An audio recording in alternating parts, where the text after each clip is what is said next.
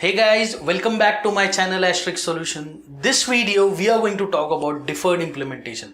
Now when you are in Java and you're talking about deferred implementation, you're basically talking about abstract class and interfaces. Now what they do for you. Let's say you join a company and the contract for joining was written a way back. So when you join, you basically implement that contract and do all the stuff written in that contract because you are supposed to. It simply says you want to do the job, do what is written in the contract. Now how can I make a Java class comply with a contract and make it override some methods, not willfully but obligatory? You don't do it, I will not let you compile. Let me give you a simple example between a normal class and an abstract class for which we are going to talk about. And normal class is like your father. He does the stuff for you, he will buy the house, he will buy the car, and he will ask you and motivate you to work for it and get your own house and own cars. So that's how you do normal overriding. If you don't do it, you get the copy from your father. In the real life as well, if you don't buy your house, you still live with your father. He's not kicking you out of the house. So that scenario, if you override, you're doing the willful overriding. But that's not the case with your boss. Your boss will not do something like this for you. You go in the morning and your boss says, I have done all your work. Try to do better than me. If you're not able to do that, use the work I have done for you. This happens in dreams. No one does that for you. So when you go there, only the task is given to you. You have to do that stuff. If you do not do that, you will be fired. So basically, if you do not follow the contract, you will have consequences. Same way, when you are in Java, it will help you to make a class override some particular thing.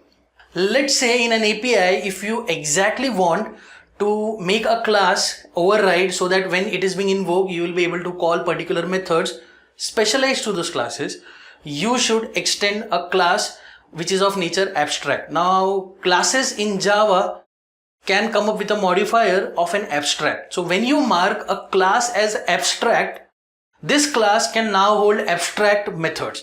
Rest, this class can act exactly like a normal class acts, but the object of this class cannot be instantiated. So doing car C semicolon, okay. C is equal to new car, not okay. They say if anything is of nature abstract, that is representative, you should not instantiate it. Honda City is a car, but car is just an imagination. You cannot go and sit in an imaginary car. So when you extend, now for example, let's say you have a class which is of nature abstract, let's say class car. You want every class which extends you to come up with abstract methods start and stop. So what you will do, you'll say abstract class car, curly brace start, public abstract void start, semicolon end. Public abstract void stop, semicolon end. And end of the curly brace, so this ends up your class. Now, a relationship between two classes can be either contentment inheritance, which is you use the object of another class in your class, or you can do a normal inheritance. So that's go where you say class Honda City extends car. Now when you extend Honda City, there is an obligation on you to override the methods, abstract methods of class car and all the abstract method. Mark my word, all the abstract method. Let's say your superclass have two abstract methods, start and stop. You have to override both. You say I'll only override start and not stop, the class won't compile. It will just say class Honda City is not abstract, does not override abstract method, stop. So this is how I make your class do the stuff I want so that when it goes in some another method or the API, it will have those methods rather than depending upon, and it will have your own copy. Basically, it will contain your own copy. Now, how you want to start your car, how you want to stop your car, you know, Honda City, BMW, Tata Nano, the car from all the ranges, they start and stop. Their starting and stopping techniques are different, but they all start and stop. This is the key point here. That is because they all extend abstract class. Now, abstract class, abstract methods are supposed to be overridden only. Their only job in the life is to get overridden, and that's how you make an abstract class, you implement it.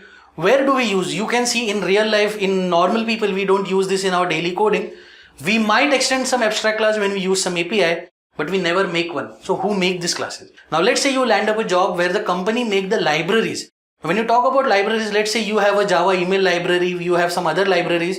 You want to pass a particular thing into that library you have to come under a contract. That contract is written by the API builders. Those API builders will then go ahead and start working.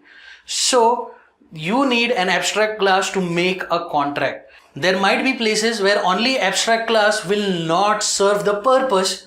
So in that scenario, you will have interface. So the following video will basically have a practical on abstract class, how it is working, how it is done.